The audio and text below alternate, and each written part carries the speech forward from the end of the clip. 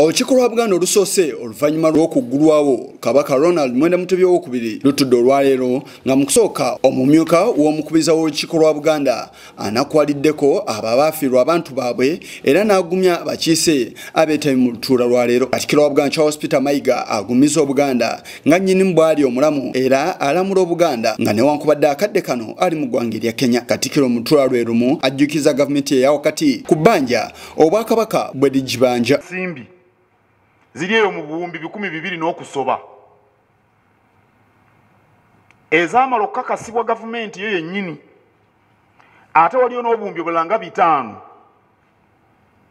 ezikyetegerezebwa okupangisa ebizimbe, ettaka, okutuliyirira ebintu byaffe ebyanyagibwa oba ebyayonoonebwa. Obuwumbi 215 ze tubanja ezaamala okukakasibwa naye tizinasasulwa, ate obuwumbi nga 5 eziri mu bintu byaffe. Onera amenya ensonga z'agamba nti ze zaaviira ku gavumenti ya NRM okukola obubi mu kulonda okwakakomekkerezebwa okw'omwaka 2021. Ebyo bye bimu ku bintu ebiruma abantu mu Buganda ku gavumenti eri mu buyinza. Abantu babeeraawo naye baba bagoberera ne banyiiga lwaki Kabaka bamuddaaza. Abantu beebuuza, nze babiŋŋambayo buli lwaki badaaza Kabaka, lwaki tebamuwa ebintu bye, lwaki tebassa mu nkola ebiri mu ndagaano.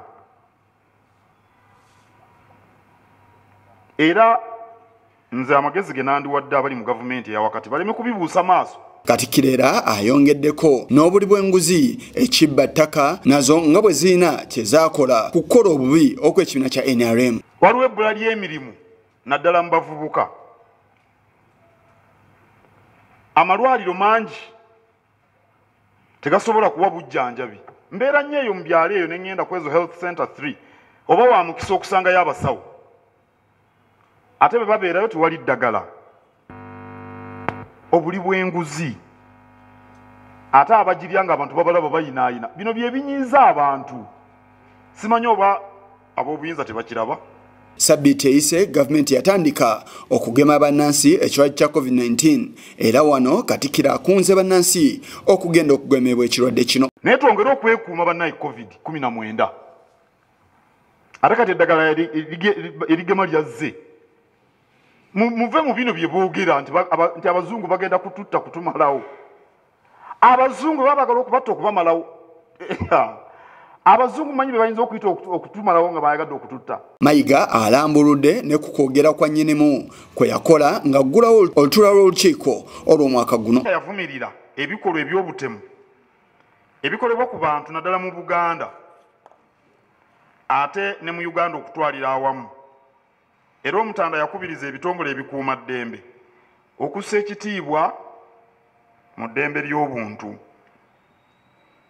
Obubaka buno Ssaabasajja Kabaka yabutuwa ng'okulonda tekunnabaawo, naye nno kirabika eyabuweereza baabwesuluba bba ne bagenda mu maaso n'ebikolwa ebinyigiriza abantu n'okusaanyawo obulamu bwabwe. Alina n'obubaka bw'aweereza eggwanga ku bigenda mu maaso akadde kano mu byobufuzi. Abantu baffe naddala bannabyabufuzi n'abawagizi okwewala embeera zonna ezinaateeka obulamu bwabwe mu matigga.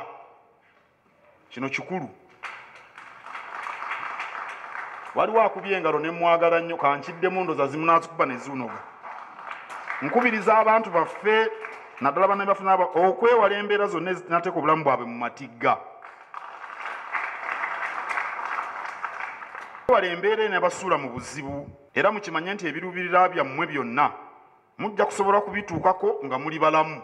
Abantu bonna naddala abavubuka tubaagaliza kubeera bazira, tetwagala babeere bajulizi. Kigongo ku lwa Channel 44 Oregulo.